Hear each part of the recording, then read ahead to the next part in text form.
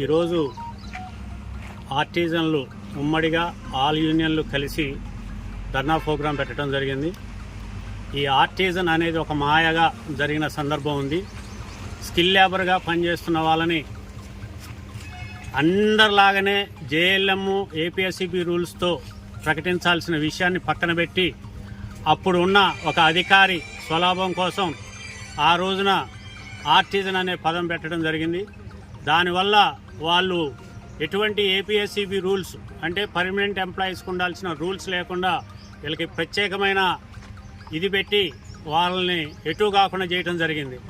కానీ ఇవాళ తీసుకుంటున్న జేఎల్ఎంలు కావచ్చు, ఏదైనా సరే వాళ్ళకి కావాల్సిన రూల్స్ అన్నీ కూడా ఉన్న వ్యక్తులు వీళ్ళు ఐటీఐలు చేసి 100% డిపార్ట్మెంట్లో చేసి అన్నీ ఉన్నా కానీ వీళ్ళకి ఎటువంటి ఎదుగుదల లేకుండా కేవలం వీళ్ళని ఆర్టిజన్గా జీవితకాలం ఉండేటట్లుగా చేయటం అనేది అన్ని యూనియన్లు, దాంట్లో పర్టికులర్గా 1104 యూనియన్ దాన్ని ముక్త కంఠంతో ఖండిస్తుంది.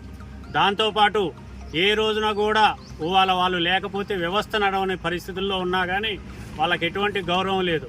కాబట్టి వాళ్ళ ఈ ఆర్టిజన్లు అందరూ కలిసి చేస్తున్న దానికి అన్ని యూనియన్లతో పాటు 1104 కూడా దానికి సంఘీభావం తెలియజేస్తుంది. అలాగనే వాళ్ళ డిగ్రీలు చదివి బీటెక్లు చదివి అన్నీ చదివి ఉన్నా కానీ కేవలం ఆర్టిజన్ అనే పదాంతో వాళ్ళకి ఎటువంటి ఎదుగుదల లేకుండా ఉండటమే కాకుండా కనీసం చనిపోతే కూడా వాళ్ళు డిగ్రీ చదివి ఉన్నా కానీ వాళ్ళని కూడా ఆర్టిజన్లుగానే ఎటువంటి ఉపయోగం లేని ఉద్యోగాలు ఇస్తున్నా దీన్ని ముక్తకంఠంగా అందరూ ఖండిస్తున్నాం. ఇదే రకంగా ఉంటే కనుక ముందు ఇంకా తీవ్రంగా వెళ్ళే ఆలోచన చేస్తూ రేపు 2వ తారీఖున జిల్లా పరిధిలో అక్కడ ప్రోగ్రాం చేయటం జరుగుతుంది. అక్కడ వంట వార్పు కార్యక్రమం కూడా జరుగుతుంది.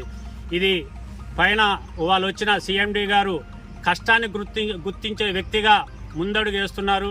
దీన్ని గ్రహించి వారు పాజిటివ్గా వీళ్ళందరికీ పర్మనెంట్గా ఏపీఎస్సిబి రూల్స్ వర్తించేటట్టుగా తెలియజేస్తూ సెలవు తీసుకుంటున్నాం. గారికి నమస్కారములు. సార్, మేము ప్రజాప్రభుత్వాన్ని ఎన్నుకున్నాం. మా ఆర్టిజన్ సమస్యలు చాలా కష్టంగా ఉన్నాయి సార్. మమ్మల్ని కన్వర్షన్ చేస్తానని గత ప్రభుత్వం మోసం చేసింది. మీరైనా మా యందు దయ ఉంచి ప్రజాప్రభుత్వంలో కన్వర్షన్ చేస్తారని కోరుకుంటున్నాం సార్.